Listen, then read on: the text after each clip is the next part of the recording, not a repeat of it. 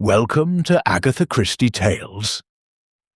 Tonight, we venture to the windswept moors of Devonshire, where Ashworth Hall stands sentinel against the grey October sky. A house built on industrial fortune and familial secrets. Hercule Poirot, the celebrated Belgian detective, receives a letter most desperate. Captain Hastings accompanies his friend to a household where wealth has curdled into resentment, and where the bonds of family have become chains of obligation. Join us for The Arsenic Affair, a tale of bitter inheritance, quiet poison, and the patient malice that festers in overlooked hearts, crafted in homage to the masterful Agatha Christie, whose genius we honour, though this mystery unfolds on our own terms. Before we begin, tell us in the comments, where are you joining us from tonight? Your presence illuminates our journey through these shadowed mysteries. Now, let the story unfold. Chapter 1. The Widow's Summons. The letter arrived on a Tuesday morning, its cream envelope bearing the faint scent of lavender and the unmistakable tremor of a hand that had written in haste or fear. I, Captain Arthur Hastings, was seated opposite my friend Hercule Poirot in his immaculate London flat, watching him perform his morning ritual with the precision of a Swiss clockmaker. His coffee, prepared exactly to his specifications, steamed gently beside a plate of perfectly symmetrical toast triangles. The October rain streaked the windows, casting grey shadows across the Persian rug. "Hastings," Poirot murmured, not looking up from the letter he had been studying for several minutes. "You are staring at me with the intensity of a man who wishes to ask a question but lacks the courage." "I was merely wondering," I said somewhat defensively, "what could possibly be so fascinating about that particular piece of correspondence? You've read it 3 times now." Poirot's magnificent moustache twitched, a sure sign of interest. "Not fascinating, mon ami, troubling." He set the letter down and aligned it precisely with the edge of his breakfast tray. "This letter comes from a Madame Vivian Ashworth of Ashworth Hall, Devonshire. She writes to engage my services in a matter she describes as life or death. How dramatic! Indeed, but observe." Poirot lifted the letter toward the grey light from the window. "The writing, it is elegant, educated, a woman of breeding. Yet here, his finger traced a line near the bottom. The pen has pressed so deeply it has nearly torn the paper. She writes of poison, Hastings. She believes someone in her household means to murder her husband." I leaned forward, my interest thoroughly piqued. "Poison? Good Lord! Has she any proof?" "She speaks of symptoms, digestive complaints, weakness, a greyish pallor. Her husband dismisses it as overwork, but Madame Ashworth, she is not convinced." Poirot's grey cells, as he so often called them, were clearly engaged. His egg-shaped head tilted thoughtfully. "She begs me to come at once, discreetly. She fears that to alert the household would drive the poisoner to act more decisively." "Then we must go," I declared, rising from my chair with perhaps more enthusiasm than was strictly dignified. The truth was, London had been insufferably dull of late, and the prospect of a genuine mystery in the countryside was rather appealing. Poirot regarded me with that familiar expression of fond exasperation. "We, Hastings? You assume you are invited? My dear Poirot, you couldn't possibly manage without me." "This is true," he conceded, though I suspected he was humouring me. "Very well, we shall take the 2:15 from Paddington. Pack warmly. Devonshire in October, she's not kind to the unprepared." Ashworth Hall revealed itself through the mist like a ship emerging from fog. Massive, grey-stoned, and somehow unwelcoming despite its obvious grandeur.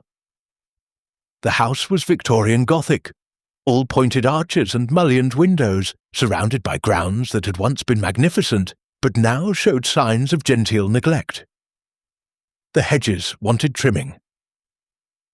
The gravel drive was marred by weeds pushing through with stubborn determination.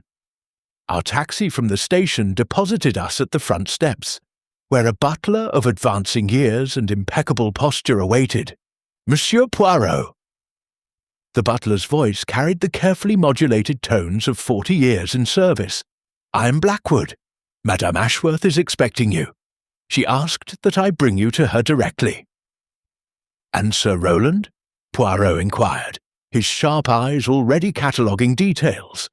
The worn carpet in the entrance hall, the portrait of a stern Victorian patriarch above the fireplace, the faint medicinal smell that seemed to hang in the air.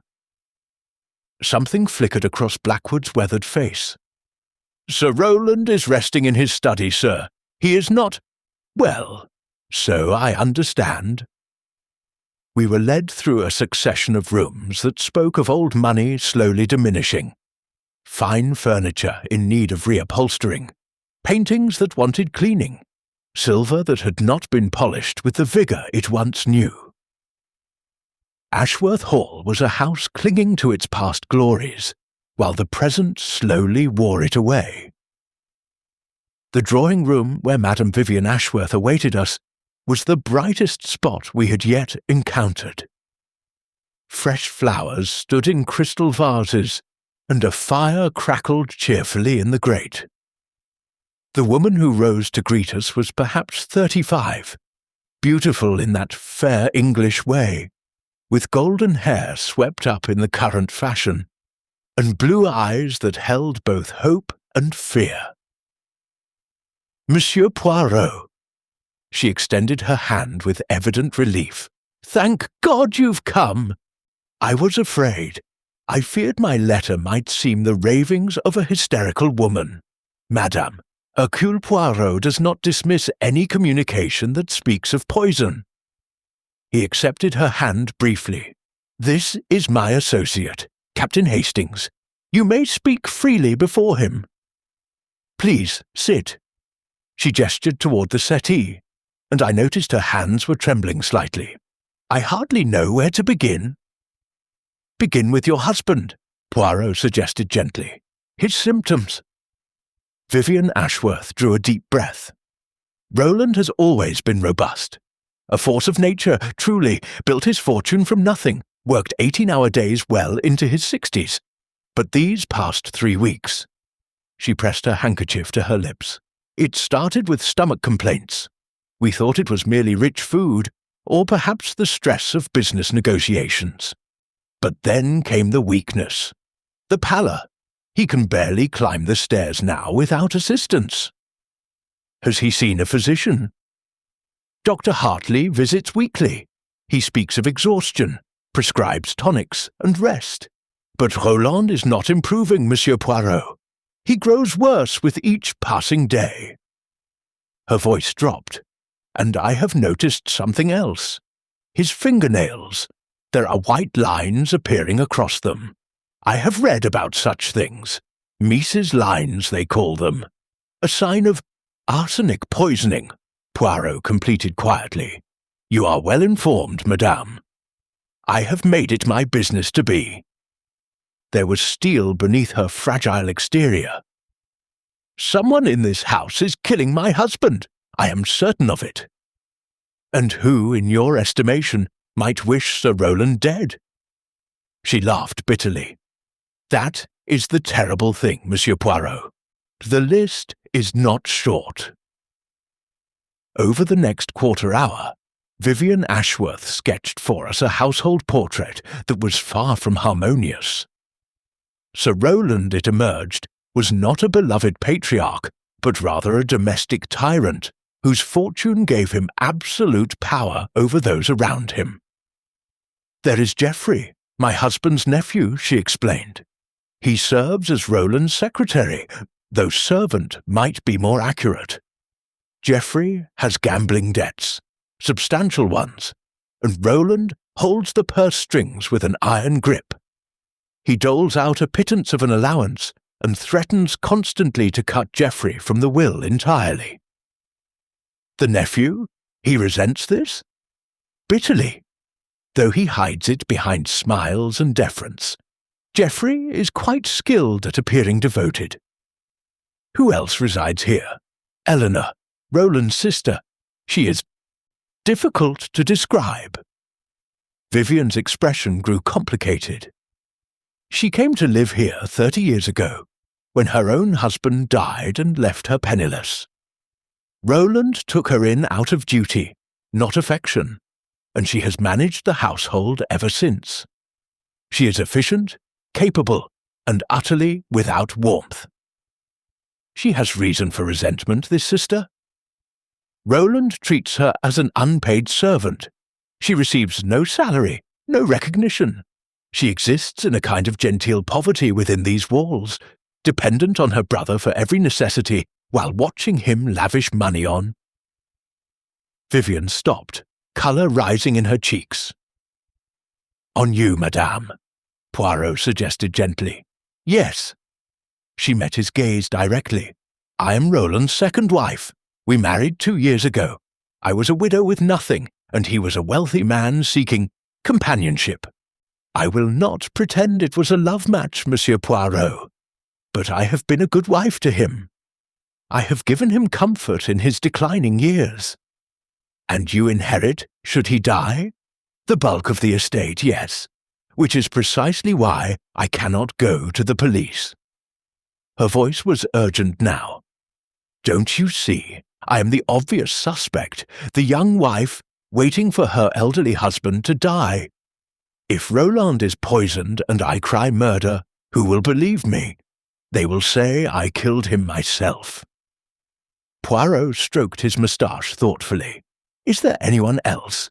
You spoke of business negotiations. Ah, yes, Harold Whitmore, a former business partner whom Roland displaced, shall we say, some years ago. There was a lawsuit, accusations of fraud. Whitmore lost everything. He has been staying at the village inn this past week, claiming he wishes to discuss reconciliation. Roland has refused to see him. And the servants? Blackwood you have met. He has been with the family for 40 years.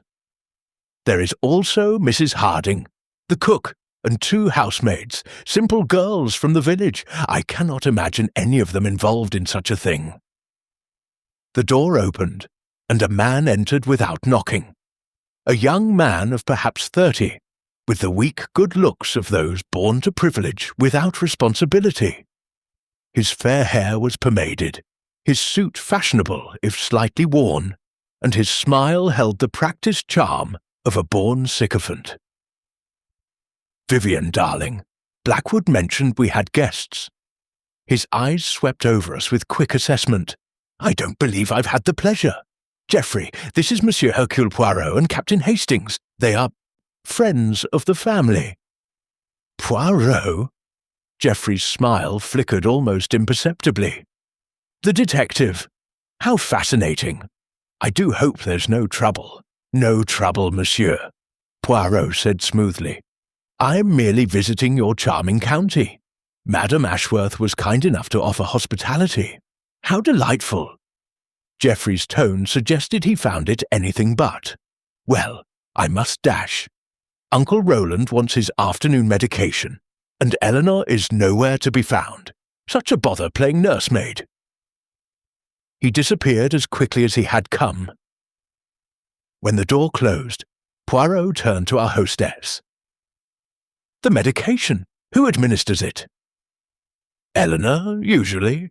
She prepares Roland's tonics, manages his pills. She has always done so. She considers it her domain. Vivian's eyes widened. Surely you don't think— I think nothing yet, madame.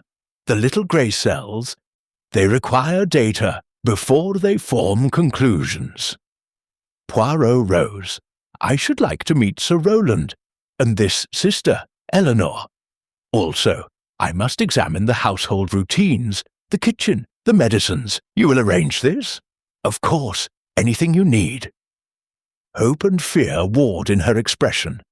You will find the truth, Monsieur Poirot, before it is too late.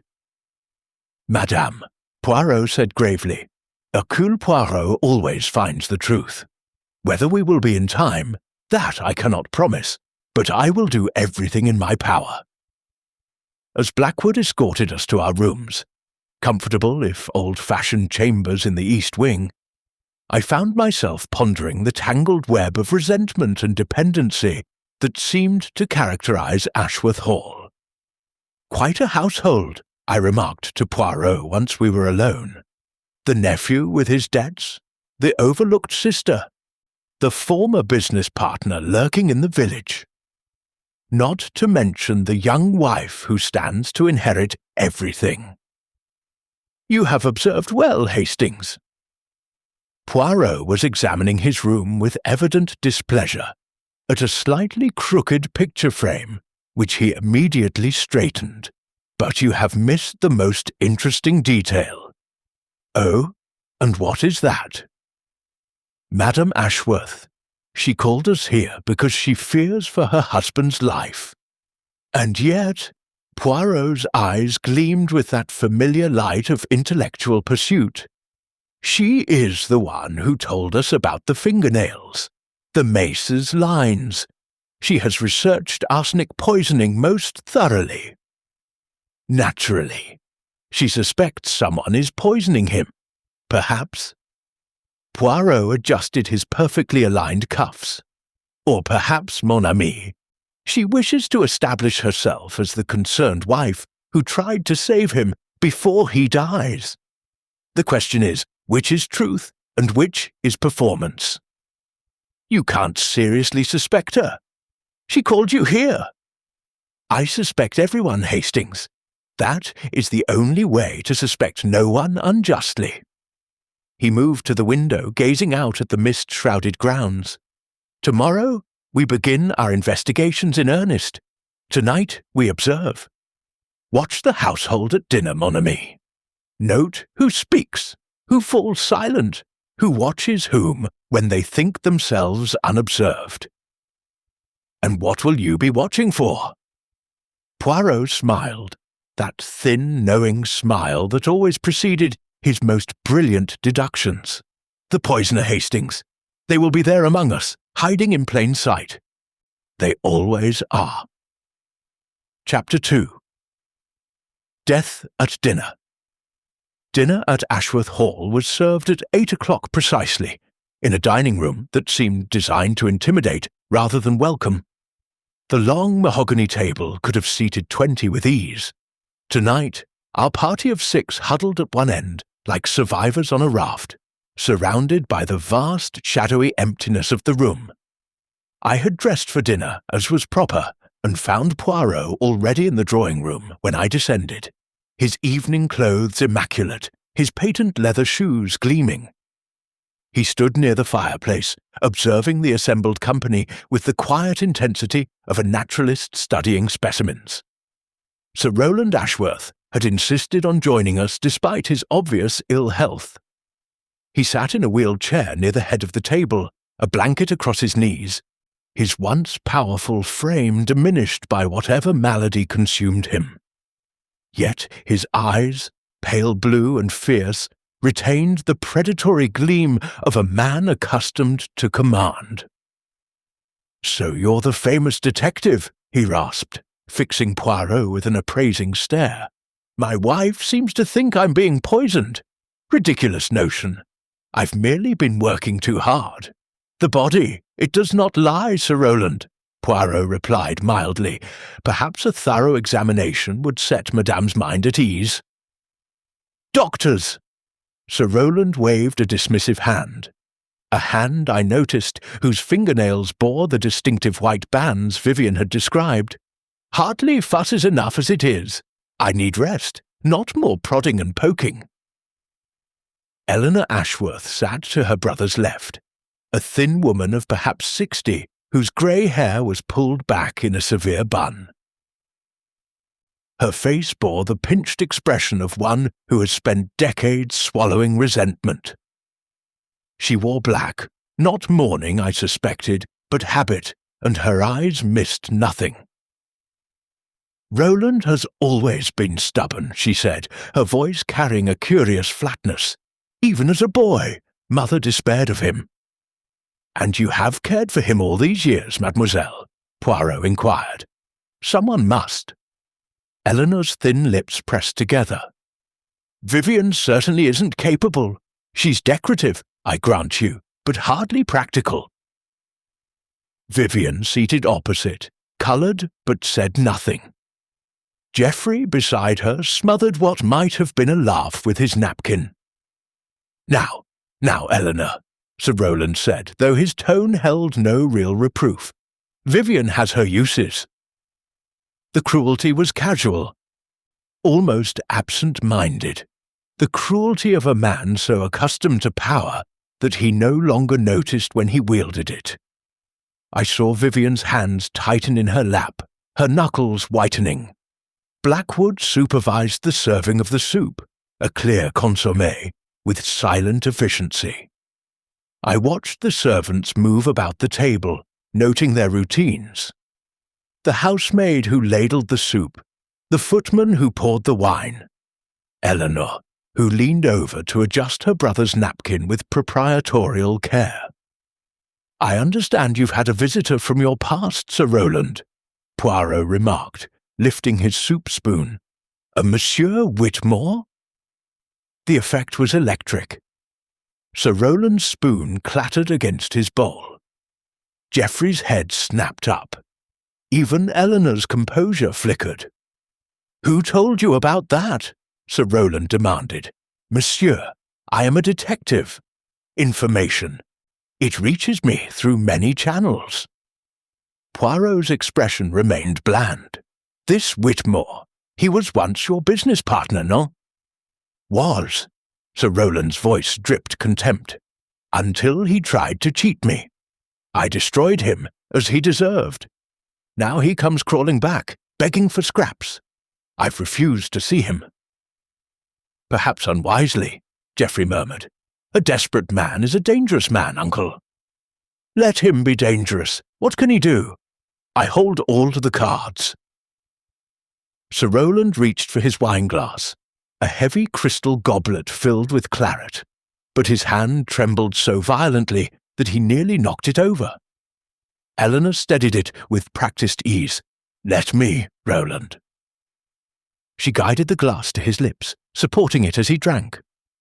I glanced at Poirot and found his eyes fixed on that small tableau, the sister's hands, the brother's dependence, the wine passing between them. His expression revealed nothing, but I knew that look. The little grey cells were at work. The dinner proceeded through fish, then lamb, then a pudding that I scarcely tasted. The conversation limped along. Geoffrey's forced joviality, Vivian's brittle smiles, Eleanor's cutting remarks, Sir Roland's querulous complaints. It was, without doubt, the most uncomfortable meal I had ever endured. Coffee was served in the drawing-room afterward, and Sir Roland, exhausted, allowed Blackwood to wheel him toward his study. "I'll take my evening tonic and retire," he announced. "Eleanor, see to it." "Of course, Roland." She rose, smoothing her black dress. "I always do." She disappeared toward the back of the house, and I noticed Poirot's gaze following her. "The tonic," he murmured to me, low enough that no one else could hear. "I must examine it." Geoffrey sprawled in an armchair, swirling brandy in a snifter. "Ghastly evening, wasn't it? Uncle's in fine form, insulting everyone in reach." "He does seem rather difficult," I acknowledged. "Difficult?" Geoffrey laughed without humour. "He's a monster, old boy. Always has been. The only question is which of us will outlast him." He raised his glass in a mocking toast. "May the best heir win." "Geoffrey!" Vivian's voice was sharp. "That's a terrible thing to say." "Is it? We're all thinking it." He drained his brandy. "Uncle Roland has made enemies of everyone who ever cared for him. If someone is poisoning him, and I'm not saying they are, well, the suspect list would fill a telephone directory." Poirot had drifted toward the doorway, and I saw him slip out into the corridor. I made my excuses, a desire for fresh air, and followed. I found him in the dim passage that led toward Sir Roland's study, his head tilted as though listening. A door stood ajar ahead, and from within came the murmur of voices, Eleanor's, low and patient, and Sir Roland's, querulous. "The doctor said 3 times daily, Roland. You know that. The doctor is a fool. The medicine does nothing. It's the only thing keeping you alive. Now drink." A pause, the sound of liquid being consumed. Poirot drew me back into the shadows as the door opened and Eleanor emerged, a small medicine bottle in her hand. She moved past us without noticing, her footsteps fading toward the back stairs. "The tonic," I whispered. "Should we examine it?" "In time, Hastings. First, I wish to speak with Sir Roland." We found the old man slumped in his chair beside a dying fire, the empty medicine glass on the table beside him. He looked up with bleary irritation as we entered. "What now? Can't a man have peace in his own house? Forgive the intrusion, Sir Roland." Poirot's voice was soothing. "I wished only to ask, the tonic you take, it has been prescribed how long?" 3 weeks. Hartley's idea. Supposed to restore my vitality." He laughed bitterly. "As you can see, it's working splendidly. And before this tonic, your health, it was good." Sir Roland considered. "Well enough. Tired, perhaps. Getting old, after all. But the stomach troubles, the weakness, no, that came later." His eyes narrowed. "You think there's something wrong with the medicine. You think Eleanor.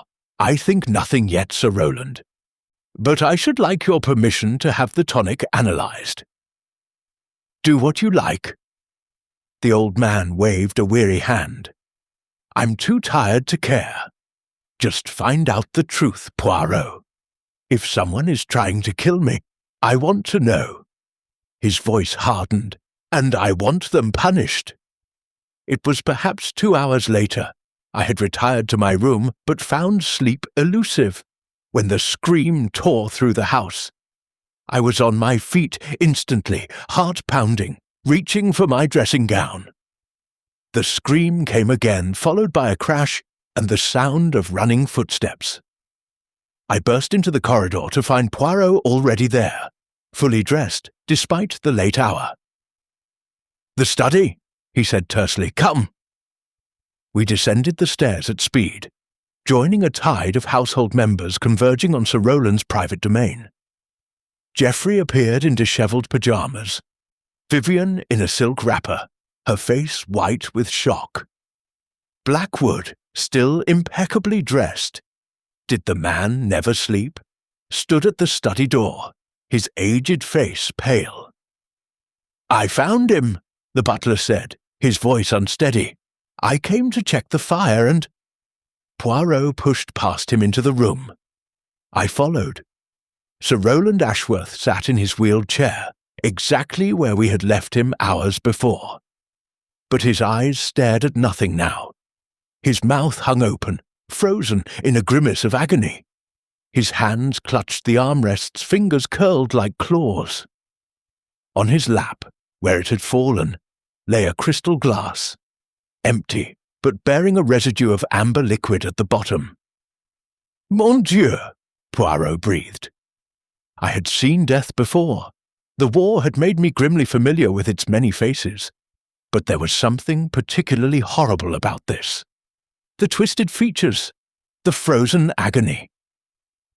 This was not a peaceful passing. "Is he?" Vivian's voice came from the doorway, high and trembling. "He is dead, madame." Poirot turned, his face grave. "And unless I am very much mistaken, this was no natural death." Murder, Geoffrey said flatly. Someone actually did it. Eleanor pushed through the gathered household, her face set in hard lines. She moved to her brother's side, touched his cheek with one finger, then stepped back. He's been dead an hour at least. The body is cool. Her voice was clinical, detached. I was a nurse before I came here, Monsieur Poirot. I know the signs. Poirot's eyebrow lifted slightly. A nurse? How interesting. And you did not mention this before? You did not ask. She met his gaze without flinching. I trained at St. Thomas's before my marriage. I have been Roland's caretaker for 30 years. I know his body better than any doctor. And the glass, mademoiselle? Poirot gestured toward the fallen crystal. What does your nursing experience tell you about this? Eleanor looked at the glass, then at the amber residue. Her face revealed nothing. It appears to be brandy. Roland often took a glass before bed, for his heart, he claimed. And who poured this brandy? I couldn't say. I left him at 9:30, after administering his tonic. He was alive and complaining, as usual. Poirot knelt beside the chair, his keen eyes examining everything. The glass, the dead man's hands, the position of the body. He lifted the glass carefully, sniffing the residue. Hastings, do you smell it? I leaned close. Beneath the heavy sweetness of brandy, something else lurked. Faint, acrid, wrong. Almonds? I ventured. No, not quite. Something bitter. Arsenic has no odour, mon ami, but this... Poirot's expression was troubled. This is different. This death, it was not slow poison accumulating over weeks. This was swift, sudden. Something was added to this brandy that killed him within minutes. Then it wasn't the same poison, I said. Someone changed their method? Or, Poirot said slowly, there are 2 poisoners in this house. One working slowly, one who grew impatient. He rose, addressing the assembled household. No one is to leave this room. The police must be summoned, and nothing must be disturbed. The police? Geoffrey's voice pitched higher. Now see here. A man is dead, monsieur, murdered. This is no longer a matter for private investigation. Poirot's voice carried absolute authority. Hastings, telephone for the constabulary. Blackwood, lock the doors. No one leaves Ashworth Hall tonight. As I moved to obey, I caught a glimpse of the household frozen in the doorway. Vivian, pale as the dead man himself. Geoffrey, his face a mask of barely concealed panic. Eleanor, watching Poirot with an expression I could not read. And behind them, in the shadows of the corridor, another figure, a man I did not recognize, rough-featured and poorly dressed, who met my eyes for one brief moment before melting back into the darkness. Whitmore, I thought, the ruined business partner. How had he gotten into the house? But before I could speak, the figure was gone, and I was left wondering if I had seen him at all. Chapter 3. Bitter Legacies. The police arrived at midnight in the form of Inspector Dawson, a stout, florid man with the air of one roused from comfortable sleep and deeply resentful of the fact. He surveyed the death scene with perfunctory attention, asked a handful of obvious questions, and declared himself satisfied that Sir Roland Ashworth had died of natural causes, aggravated by his existing illness. The man was dying already by all accounts, Dawson pronounced, snapping his notebook shut. Heart gave out. Happens to the best of us. Poirot's moustache bristled with barely contained irritation. And the brandy glass, Inspector? The bitter residue? The symptoms of acute poisoning? Symptoms, you say? Dawson's smile was condescending. With respect, Monsieur Poirot, you're a foreigner. Perhaps in Belgium, every death is murder. Here in Devonshire, we take a more measured view. The man was ill. He died. Tragic, but hardly criminal. I watched Poirot's jaw tighten, a rare display of frustration. I must insist that the glass be analysed, the tonic as well. Sir Roland himself suspected. Suspected what? That his family wanted him dead? Dawson chuckled. Families always squabble over money, monsieur. Doesn't mean they're poisoners. No, I see no evidence of foul play here. The death certificate will read heart failure, and that's an end to it. He departed shortly afterward, leaving Poirot standing in the entrance hall with an expression I knew well. The cold determination of a man who would not be deterred. "Imbecile!" Poirot muttered when the inspector's car had disappeared down the drive. "The little grey cells, they weep at such incompetence." "What do we do now?" I asked. "If the police won't investigate, then Hercule Poirot will investigate alone." His eyes glittered in the dim light. "The truth, Hastings. It does not care whether the police believe in murder. The truth exists, and I will find it." Morning brought grey skies and an atmosphere of strained anticipation. Sir Roland's body had been removed to the village undertaker, and the household moved through its routines with the mechanical numbness of shock. Breakfast was a silent affair. Vivian appeared in black, her eyes red-rimmed but dry. Geoffrey picked at his food with trembling hands, the hands, I noted, of a man in desperate need of a drink. Eleanor presided over the teapot with grim efficiency, her face revealing nothing. "The solicitor arrives at 11, she announced to no one in particular. "Mr. Pemberton, he will read the will." "Already?" Geoffrey's voice cracked. "Uncle's barely cold." Roland's instructions were explicit. The will to be read within 24 hours of his death. Eleanor poured tea with steady hands. He was always precise about such matters. Poirot, who had been studying his toast with apparent fascination, looked up.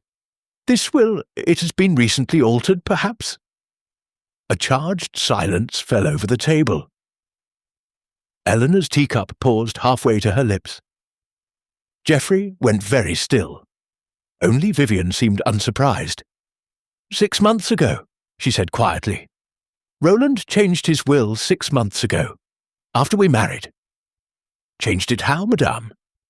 "I don't know the details. He wouldn't tell me."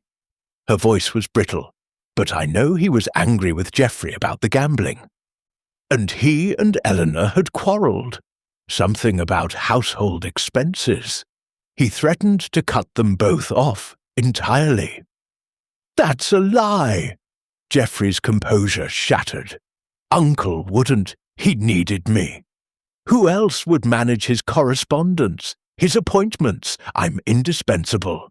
"You're a parasite," Eleanor said coldly. "We both are. Roland made that abundantly clear." She met Poirot's gaze. "I have no illusions, monsieur. My brother despised dependence, yet he created it in everyone around him. He kept us all on short leashes, begging for scraps. Whatever this will contains, I expect nothing." It was, I thought, a remarkably honest admission, or a remarkably clever performance. Mr. Pemberton, the solicitor, arrived precisely at 11, a thin, nervous man with spectacles that magnified his eyes to unsettling proportions. He carried a leather case as though it contained explosives, and his hands shook as he extracted the documents within. We gathered in the drawing-room. Vivian in the chair nearest the fire, Geoffrey pacing by the window, Eleanor straight-backed on the settee. Poirot and I occupied a corner, ostensibly as friends of the family, though I suspected no one was fooled. "Before I begin," Pemberton said, clearing his throat, "I must note that Sir Roland visited my offices 3 weeks ago to make adjustments to this document. He was quite specific about his wishes. 3 weeks ago, the same time his symptoms began. I glanced at Poirot, who gave an almost imperceptible nod. The will is straightforward, Pemberton continued. After various charitable bequests, the hospital, the church, the Veterans Fund, the estate is to be divided as follows. He adjusted his spectacles. To my nephew, Geoffrey Ashworth, I leave the sum of £500, on the condition that he seek treatment for his gambling affliction. Should he fail to do so within 6 months, the bequest is forfeit. Geoffrey made a strangled sound. 500, that's all, after everything I've done. To my sister, Eleanor Ashworth, Pemberton continued, ignoring the outburst, I leave the cottage on Willow Lane, which was our mother's, and an annual income of £300 for the remainder of her life. This is in recognition of her years of service, though not, as she well knows, in approval of her methods. Eleanor's face remained impassive, but I saw her hands clench in her lap. And finally, Pemberton paused, seeming to brace himself. To my wife, Vivian Ashworth, I leave the entirety of the remaining estate. Ashworth Hall, all its contents, all investments, all properties, and all liquid assets, valued in total at approximately £400,000. The silence was absolute. £400,000, a fortune beyond imagination. And it all belonged to Vivian, the young, beautiful second wife whom everyone had dismissed as ornamental. Geoffrey found his voice first. This is outrageous! Uncle was ill, his mind was affected, the will must be contested. Sir Roland was examined by Dr. Hartley the day he signed this document, Pemberton said stiffly. He was found to be of entirely sound mind. The will is valid and uncontestable. He was being poisoned. Geoffrey's voice rose to a shout. Someone was poisoning him, clouding his judgment, manipulating him. He spun toward Vivian, his face contorted with fury. You did this. You wormed your way into his affections, turned him against his own blood. Geoffrey. Eleanor's voice cut like a knife. Control yourself. I will not. She murdered him for his money, and now she sits there playing the grieving widow, while we're cast out like beggars. I loved him. Vivian's voice was barely a whisper. I know none of you believe that, but I did. In my way. He gave me security, respectability. I would never have harmed him. How convenient, Geoffrey sneered. The devoted wife, now the wealthy widow. Tell me, Vivian, did you even wait for the body to cool before counting your inheritance? Poirot rose from his chair, his presence commanding immediate attention. Enough, Monsieur Ashworth. These accusations, they serve nothing. What is needed now is truth, not rhetoric. Geoffrey rounded on him. And what do you know of truth, Monsieur Detective? You've been here 2 days and solved nothing. My uncle is dead. Murdered by whom? Poirot interrupted quietly. You accuse Madame Vivian, yet she is not the only one who benefits from Sir Roland's death. You, monsieur, you inherit £500. A small sum, yes, but to a man drowning in gambling debts, perhaps enough to buy time. Geoffrey paled. I would never. And you, Mademoiselle Eleanor. Poirot turned to the sister. A cottage, an income, independence after 30 years of servitude. Perhaps not a fortune, but freedom, priceless to one who has been caged so long. Eleanor met his gaze without flinching. You suspect me, Monsieur Poirot. I suspect everyone, mademoiselle. That is my method. Poirot's voice softened, but suspicion is not accusation. Before I accuse, I must understand, and there is much about this household I do not yet understand. The afternoon brought rain, a steady, relentless downpour that trapped us all within the oppressive walls of Ashworth Hall.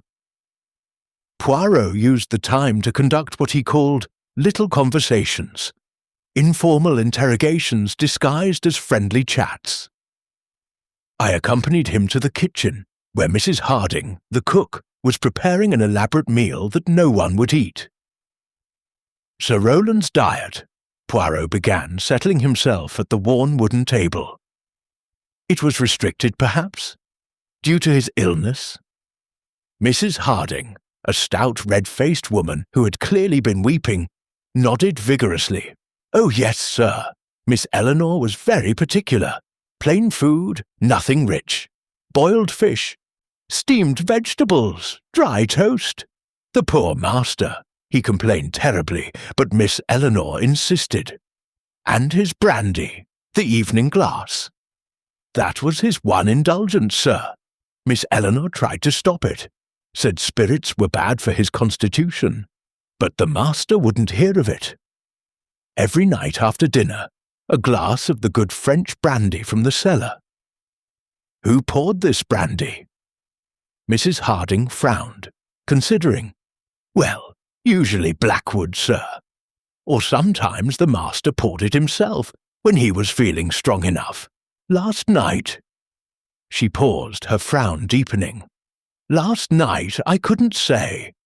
I was in the kitchen by 8:30, preparing the breakfast bread." Poirot nodded thoughtfully. "And the tonic, the medicine Miss Eleanor administered, where is it kept?" "In the medicine cabinet in Miss Eleanor's sitting room, sir. She's very careful about such things. Measures it out herself, she does. Trained as a nurse, you know." "So I have heard." Poirot rose, brushing invisible crumbs from his immaculate suit. "One more question, madame. The evening Sir Roland died, did anyone visit him after dinner? Anyone unexpected?" Mrs. Harding's face changed, a flicker of something that might have been fear. "I wouldn't like to say, sir." "But you know something." Poirot's voice was gentle but insistent. "Please, madame, a man is dead. The truth, however uncomfortable, must be told." She twisted her apron in her hands. "There was a man, sir. Rough-looking. I saw him from the kitchen window, going round the back of the house about 9 o'clock. I thought maybe he was a tradesman, but tradesmen don't come at 9 at night, do they, sir? And they don't creep about in the shadows like they're afraid of being seen. Whitmore. It had to be. The ruined business partner, skulking around the house on the very night of Sir Roland's death." "Did you see where this man went?" Poirot pressed. "Toward the study, sir. The French windows there, they don't lock properly. Everyone knows it. The master was always saying he'd have them fixed, but he never did. And now someone had used that weakness to gain entry to the house on the night of his murder. We found Blackwood in the butler's pantry, polishing silver with mechanical precision. His aged hands moved with the muscle memory of decades, but his eyes were distant, troubled. The French windows," Poirot began without preamble. "They were unlocked last night." Blackwood's hands stilled. I cannot say, sir. I check them every evening at 10, but last night, with the master dying, the commotion, I confess I forgot." "And this man, Harold Whitmore, you know him?" "I know of him, sir." Blackwood's voice was carefully neutral. "He was Sir Roland's partner many years ago, before my time. But I've seen him in the village this past week, and he came to the door twice, asking to see the master." "Sir Roland refused?" "Emphatically, sir. The master became quite agitated. He said—" Blackwood hesitated, then continued. "He said Mr. Whitmore was a thief and a liar, and if he ever set foot on Ashworth property, he would have him arrested." "Strong words. Sir Roland was a man of strong opinion, sir." Blackwood resumed his polishing, but I noticed his hands were trembling slightly. He made enemies easily, and he never forgave a slight. Poirot was silent for a moment, watching the old butler with an expression I could not read. Then he asked very softly, "And you, Blackwood? In 40 years of service, did Sir Roland ever slight you?" The polishing stopped. Blackwood looked up, and for a moment I saw something raw and painful in his rheumy eyes. "Sir Roland," he said carefully, "was not an easy man to serve, but I knew my place, sir. I always knew my place." He would say nothing more. Chapter 4. The Poison Trail. The following morning, Poirot announced his intention to visit the village. The rain had cleared overnight, leaving the Devonshire countryside washed clean and glistening beneath a pale autumn sun. I was grateful for the excuse to escape Ashworth Hall's oppressive atmosphere, where grief and suspicion had curdled into something toxic. "We seek two things, Hastings," Poirot explained, as our taxi wound along narrow lanes bordered by ancient hedgerows. "First, the physician, this Dr. Hartley, who prescribed the tonic. Second, the chemist who dispensed it. The poison trail, it must be followed to its source." "And Whitmore?" I asked. "Shouldn't we confront him about his presence at the house that night?"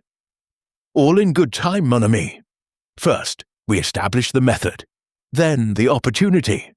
Finally, the motive, though in this case, motives abound like weeds in an untended garden." Dr. Hartley's surgery occupied a handsome Georgian house on the village high street. The physician himself was a surprise, younger than I expected, perhaps 40, with keen dark eyes and an air of barely contained energy. "Monsieur Poirot." He rose from behind his desk to shake hands. "I've heard of you, of course. The newspapers are full of your exploits. I confess I'm relieved someone is taking Sir Roland's death seriously." "You do not believe it was natural causes, then?" Hartley's expression darkened. "I believe Sir Roland was being poisoned. I told him so, repeatedly. He refused to listen." "You suspected arsenic?" "The symptoms were textbook: gastrointestinal distress, peripheral neuropathy, the characteristic Mace's lines on his fingernails. I urged him to go to London to see a specialist. I wanted blood and hair samples analysed. He dismissed my concerns as hysteria." Poirot settled into the chair opposite the doctor's desk, his fingers steepled. "And yet you continued to treat him. You prescribed a tonic. A restorative, yes. Iron and vitamins. Nothing more. I hoped to strengthen him while I gathered evidence to convince him of the danger." Hartley's voice carried frustration and guilt in equal measure. "I should have been more insistent. I should have gone to the police myself. The tonic, you prepared it personally?" "I wrote the prescription. It was dispensed by Jameson's, the chemist 3 doors down. Standard preparation. Nothing that could possibly cause harm." "And who collected this prescription?" Hartley consulted a leather-bound ledger. "Miss Eleanor Ashworth. She came every week for a fresh bottle. Most attentive she was. Asked detailed questions about dosage, interactions, proper storage. I assumed she was simply being thorough." Poirot's eyebrow lifted almost imperceptibly. "Most thorough, indeed. Tell me, doctor, in your professional opinion, could arsenic have been added to this tonic without detection?" "Easily." Hartley leaned forward, his voice dropping. "Arsenic is nearly tasteless in small quantities. A few drops added to each dose would produce exactly the symptoms Sir Roland exhibited: gradual poisoning over weeks, mimicking natural decline. The tonic's own bitterness would mask any slight metallic tang. And death, the final crisis. Ah!" Hartley's eyes narrowed. "That's what puzzles me. Chronic arsenic poisoning is slow, insidious. The victim weakens over months, sometimes years. But Sir Roland died suddenly, acutely. The symptoms I observed in the final hours suggested something different. Different how? More violent, more rapid, as though the dosage had been dramatically increased or a different poison entirely had been administered. Hartley shook his head. I requested permission to examine the body, to take samples. Inspector Dawson refused, said there was no evidence of foul play. Poirot rose, extending his hand. You have been most helpful, Doctor. One final question. The evening Sir Roland died, did you visit him? No. I had seen him that afternoon around 3 o'clock. He was weak but stable. I left instructions for rest and fluids, and told Miss Eleanor to send for me if his condition worsened. His face tightened. She never did. Jameson's chemist was a narrow shop squeezed between a bakery and a draper's, its windows crowded with advertisements for patent medicines and tonics promising miraculous cures. Mr. Jameson himself was ancient, 80 if he was a day, with gnarled hands and eyes still sharp behind thick spectacles. Sir Roland's tonic. Yes, I remember.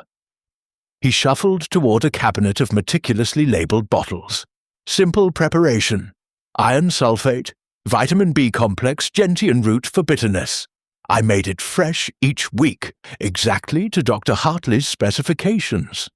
And Miss Eleanor collected it personally? Every Tuesday morning, regular as clockwork.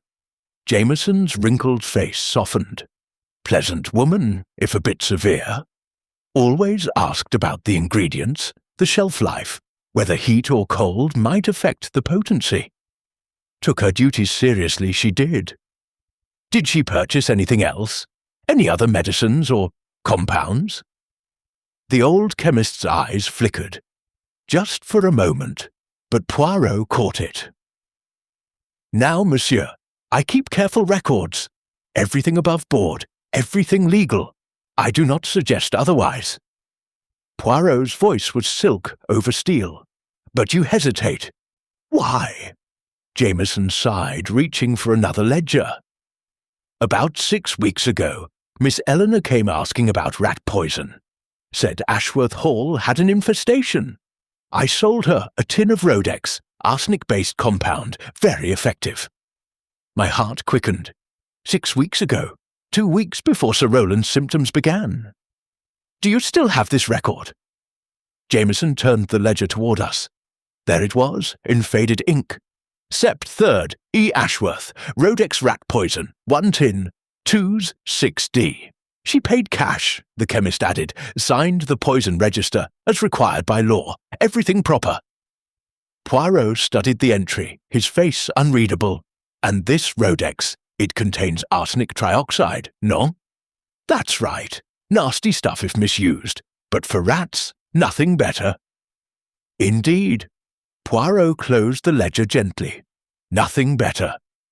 We found Harold Whitmore at the Rose and Crown, the village's only inn, a hunched figure nursing a pint in the dim back corner. He looked up as we approached, and I saw the ravages of failed fortune written in every line of his face. The threadbare coat, the frayed collar, the eyes of a man who had lost everything and knew it. Whitmore? Poirot inquired, settling uninvited into the opposite chair. I am Hercule Poirot. You know, perhaps, who I am. The detective. Whitmore's voice was hoarse, defeated. I wondered when you'd come. You were at Ashworth Hall the night Sir Roland died. It was not a question, and Whitmore did not pretend otherwise. I was. Tried to see him, one last time, beg him to make things right. And did you see him? He wouldn't receive me. That butler, Blackwood, turned me away at the door. Said Sir Roland had given orders. If I came again, he'd have me arrested for trespass. Whitmore's hands tightened around his glass. 20 years ago, Roland Ashworth stole everything I had. My business, my reputation, my future. He forged documents, bribed officials, destroyed me, and everyone believed his lies. So you came seeking what? Revenge? Whitmore laughed bitterly. Justice, acknowledgement, an apology maybe, though I knew I'd never get one. Roland Ashworth never apologized for anything in his life. The kitchen staff saw you near the French windows at 9 o'clock. You entered the house. Whitmore's face went grey. I only wanted to talk to him. The windows were unlocked. I thought if I could just see him face to face, make him understand what he'd done to me. And did you see him? Yes. The word was barely a whisper. I went into the study. He was there, in his chair. I started to speak, but then I saw Whitmore stopped, swallowing hard. I saw he was already dead. His face twisted in that horrible grimace. I panicked. I ran. Poirot leaned forward, his eyes piercing. You touched nothing, moved nothing, nothing, I swear it. I was only in the room for a moment, just long enough to see that he was beyond any conversation I might have wanted. Whitmore met Poirot's gaze with desperate sincerity. I didn't kill him, Monsieur Poirot. God knows I had reason to want him dead, but I didn't do it. When I found him, he was already gone.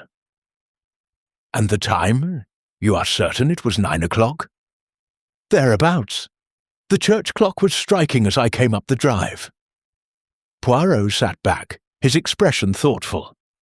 The brandy glass beside Sir Roland. Did you observe it? Whitmore frowned, considering. There was a glass, yes, on the small table by his chair. Empty, I think, or nearly so. Already empty. Poirot murmured this to himself, his fingers drumming softly on the table. Most interesting. We walked back toward Ashworth Hall through the autumn afternoon. The lanes dappled with golden light filtering through dying leaves. Poirot was silent, lost in thought, and I knew better than to interrupt when the little grey cells were working. Finally, he spoke. The timeline, Hastings. Let us review what we know. Sir Roland dined with the family. Afterward, around 9:30, Eleanor administered his tonic and left him in his study. At 9 o'clock, before Eleanor left him, Whitmore entered through the French windows and found him already dead. Précisément. Poirot's eyes gleamed. But this presents a problem, no? I considered. If Whitmore found him dead at 9, and Eleanor claims to have left him alive at 9:30, then one of them is lying. Poirot nodded grimly. Either Whitmore killed Sir Roland and is lying about finding him dead, or Eleanor left him dead and is lying about leaving him alive. Could Whitmore have mistaken the time? The church clock was striking, a difficult thing to mistake. Poirot shook his head. No, Hastings, the times are firm, the lies are somewhere else. Then Eleanor is not what she seems. Poirot stopped walking, turning to face me with an expression of troubled certainty. Consider, mon ami. Eleanor purchased arsenic 6 weeks ago. Eleanor prepared and administered Sir Roland's tonic, the same tonic into which arsenic could easily be added. Eleanor, the trained nurse, would know exactly how to poison a man slowly, symptom by symptom, death by death. But the sudden death, you said yourself it suggested something different, a different poison perhaps, or a much larger dose. Poirot resumed walking, his pace quickening. Perhaps the poisoner grew impatient. Perhaps Sir Roland's suspicions were growing, and action had to be taken before he could voice them. Or perhaps he stopped again, struck by a new thought. Perhaps what? Perhaps, Poirot said slowly, the slow poison and the sudden death were not administered by the same hand. Perhaps one poisoner began the work, and another finished it. I stared at him. Two murderers, working independently. It would explain much. Poirot's face was grave. The arsenic in the tonic, building over weeks, then, on the final night, something else, something faster, added to the brandy by someone who could not wait for the slow poison to do its work. But who? Eleanor for the slow poison, and then? That, mon ami, is what we must discover. Poirot turned toward the looming silhouette of Ashworth Hall. Tomorrow I shall examine Eleanor's sitting room, the medicine cabinet where the tonic was stored, and I shall have that brandy glass analysed, whatever Inspector Dawson may say. How? The police have taken it. Poirot smiled, that thin, knowing smile that always preceded his most audacious moves. The police have taken one glass, Hastings, but the decanter from which the brandy was poured remains in Sir Roland's study. And the tonic bottle, the last bottle Eleanor administered, remains in her cabinet. You mean to test them yourself? I mean to find the truth. Poirot's voice hardened. Sir Roland Ashworth was a cruel man who made enemies of everyone he touched. But even cruel men deserve justice, and Hercule Poirot, he does not rest until justice is served.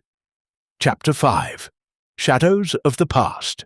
The next morning dawned cold and sharp, frost silvering the lawns of Ashworth Hall like scattered diamonds.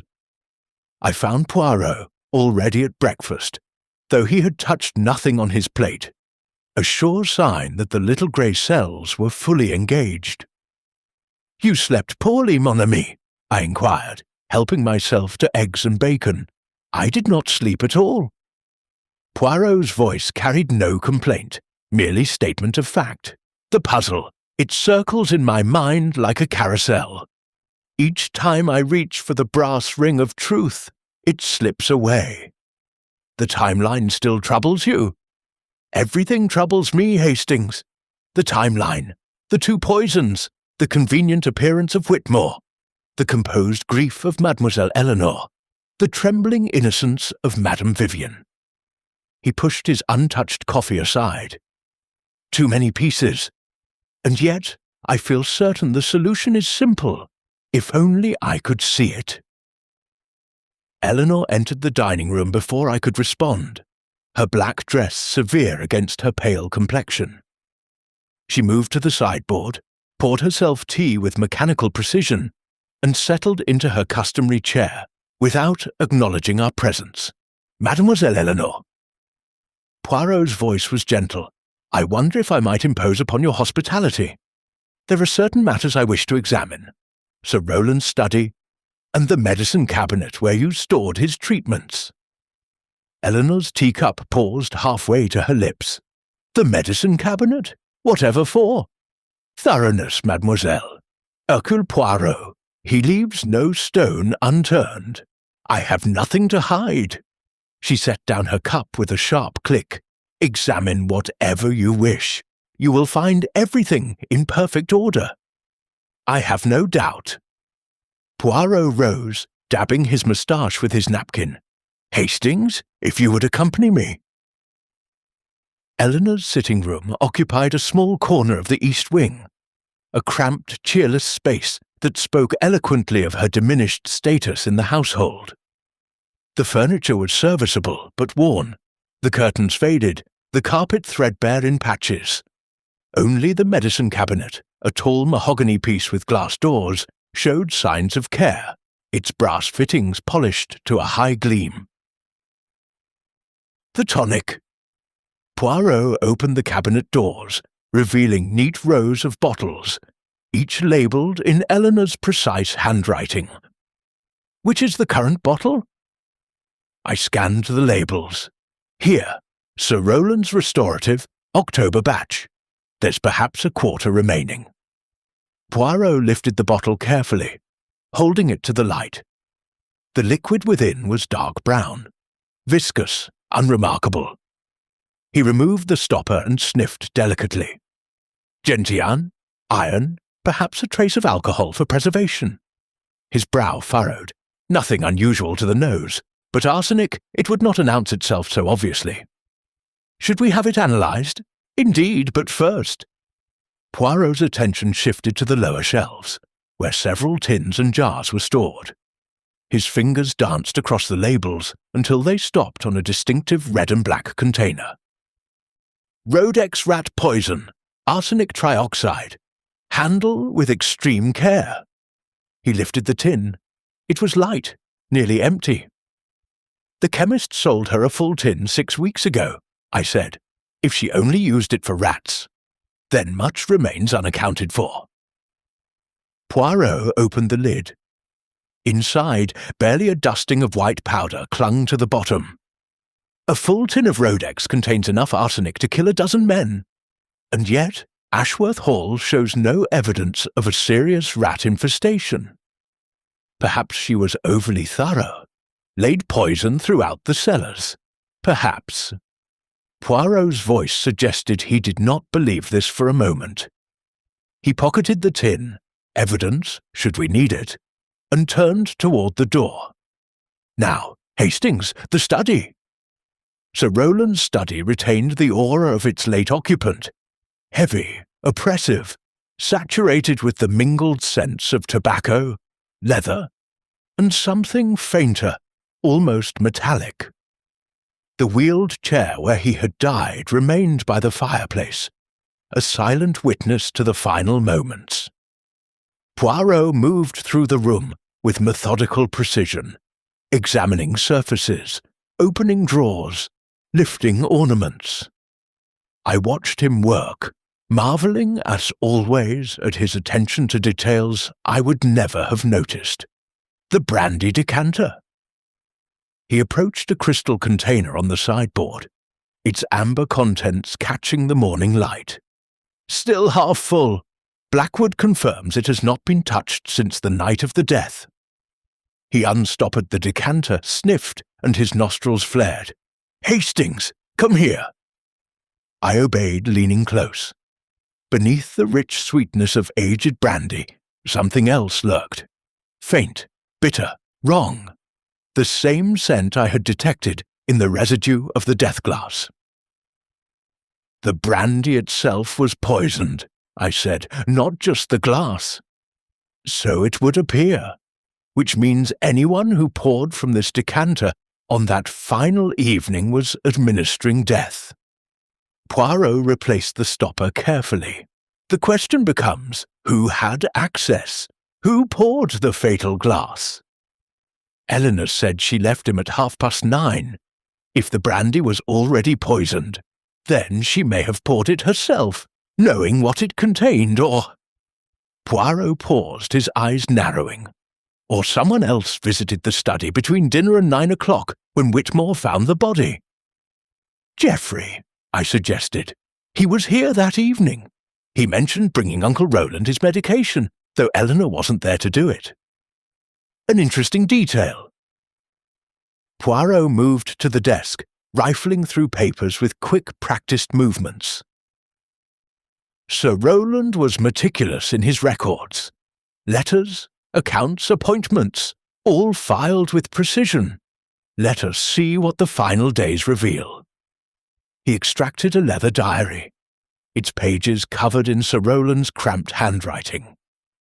Flipping to the final entries, he read aloud, October 12th, feeling worse. Eleanor insists on increasing tonic dosage. Hardly suspicious, but cannot prove anything. October 14th, Whitmore in village, refuses to go away, the past never dies. October 16th, Geoffrey gambling again. Discovered IOUs totaling £3,000. Confrontation inevitable. £3,000, I exclaimed. Geoffrey's debts were far worse than we knew. Indeed, and Sir Roland discovered this 2 days before his death. Poirot continued reading. October 17th, final entry, changed will again. Geoffrey to receive nothing. Eleanor's cottage revoked. Everything to V. They will not profit from my death. I stared at him. A second change to the will. But Pemberton said nothing about this. Because it was never executed. Poirot held up a folded document that had been tucked behind the diary's final page. Here, a handwritten codicil, unsigned, undated in legal terms. Sir Roland intended to disinherit Geoffrey and Eleanor entirely, but he died before he could make it official. Then if Geoffrey knew about this codicil, he had every reason to ensure his uncle died before it could be signed. Poirot's voice was grave. £3,000 in gambling debts, about to be cut off without a penny. Motive, Hastings. Powerful motive indeed. We found Geoffrey in the library, slumped in a leather armchair with a glass of whisky despite the early hour. He looked up as we entered, his bloodshot eyes betraying sleepless nights. "Come to accuse me, have you?" His voice was bitter, defeated. "Everyone else has. Vivian looks at me like I'm a murderer. Eleanor won't speak to me at all. Even the servants whisper when I pass. I accuse no one without evidence, monsieur." Poirot settled into the opposite chair. "But I must ask you about certain matters. The evening your uncle died, you brought him his medication." Geoffrey's hand trembled, spilling whisky on his cuff. Yes. Eleanor wasn't around, and Uncle was calling for his tonic. I fetched it from her cabinet, measured out the dose as I'd seen her do 100 times. And the brandy. The trembling intensified. "What about it? Did you pour your uncle a glass of brandy that evening?" A long pause. Geoffrey drained his whisky, set the glass down with a sharp crack.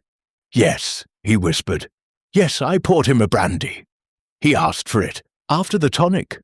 Said it helped wash away the bitter taste. I poured from the decanter, brought it to him, and left. And this was at what time? Around 8:30, perhaps 8:45, before Eleanor came for his final evening dose." Poirot leaned forward, his eyes piercing. "You knew about the codicil, monsieur? The document your uncle prepared, disinheriting you entirely."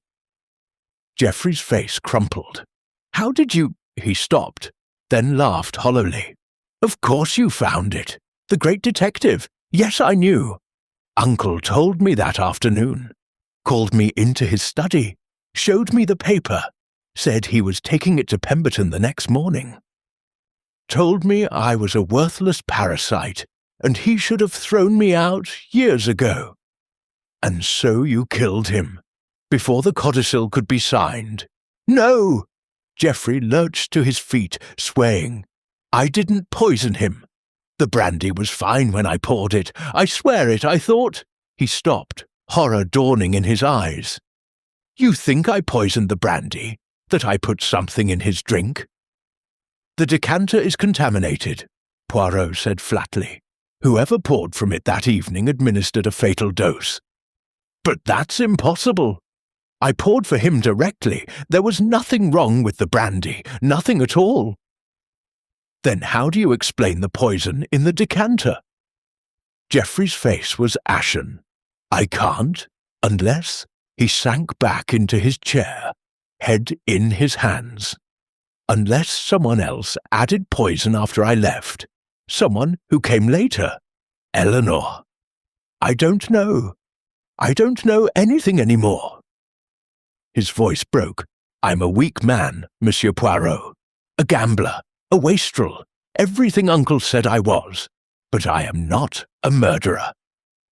I found Poirot standing before the window of our guest room, gazing out at the frost-touched gardens with an expression of intense concentration. "You believe him?" I asked. "I believe he is weak and desperate and consumed by guilt. But whether that guilt is for murder or merely for wishing his uncle dead, I cannot yet say." Poirot turned to face me. "Consider, Hastings. Geoffrey pours the brandy at 8:30. Eleanor administers the tonic at 9:30. Whitmore finds Sir Roland dead at 9 o'clock. The times don't match. Exactly. Poirot began to pace, his patent leather shoes clicking on the wooden floor. If Geoffrey's brandy was innocent at 8:30, and Eleanor found Sir Roland dead at 9:30, but she claims she left him alive. She claims many things. Poirot stopped abruptly. But what if the truth is simpler than we imagine? What if there were not two poisoners but one, working both methods simultaneously? I don't understand. The arsenic in the tonic, slow, cumulative, weakening the victim over weeks. Then, when the moment is right, a massive dose in the brandy, swift, certain, final. Poirot's eyes gleamed. Both methods require the same substance. Both methods could be administered by the same hand. Eleanor. She had access to both. She purchased the arsenic. She prepared the tonic. She was alone with Sir Roland every evening. Poirot's voice dropped. And she, alone of all the household, has shown no grief, no shock, only that terrible, patient composure. Then we have our killer? Poirot shook his head slowly. We have a theory, Hastings. But there is still one piece missing. The why. Eleanor inherits almost nothing. A cottage, a pittance. If she killed for money, she calculated very poorly indeed. Perhaps she didn't kill for money. Then for what? Poirot resumed his pacing. What would drive a woman to poison her own brother, slowly, deliberately, over weeks, when she stands to gain so little from his death? It was then that I remembered something. A fragment of conversation from our first evening at Ashworth Hall. Poirot, I said slowly. When we arrived, Madame Vivian spoke of Eleanor's history. She said Eleanor came to live here 30 years ago, when her husband died and left her penniless. Yes, and 30 years? I felt the pieces clicking together.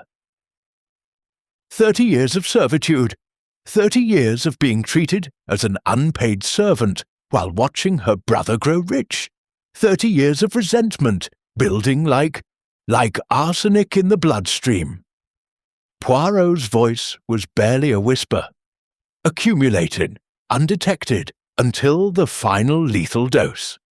He turned to me, and in his eyes I saw the terrible clarity of revelation. Not money, Hastings, not inheritance, something far older, far more bitter. He reached for his coat. We must speak with Blackwood. There are secrets in this house that go back 30 years, and I think he knows them all. Chapter 6. The Little Grey Cells. We found Blackwood in the servants' hall, seated alone at the long wooden table where generations of Ashworth servants had taken their meals.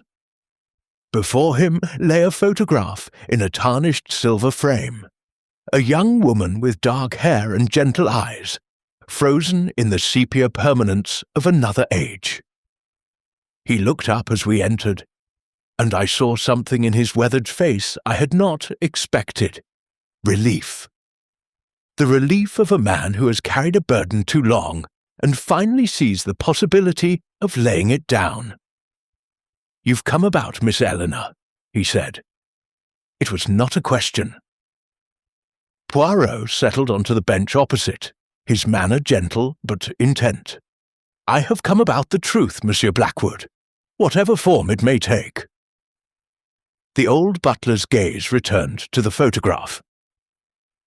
32 years I've kept silent. Sir Roland demanded it, and I was a coward. I told myself it was loyalty, service to the family, but it was fear, simply fear. Tell us, Poirot said softly, from the beginning. Blackwood drew a long breath. When he spoke, his voice carried the distant quality of one recounting events long suppressed but never forgotten. Miss Eleanor came to Ashworth Hall in the autumn of 1899. She was 28 years old, newly widowed, penniless, with nowhere else to turn. Her husband, Thomas Marsh, had died of influenza, leaving nothing but debts. Sir Roland was her only family. And Sir Roland took her in. After a fashion, bitterness crept into Blackwood's voice. He gave her a room, meals, a place in the household, but he made certain she knew her status. She was not a guest.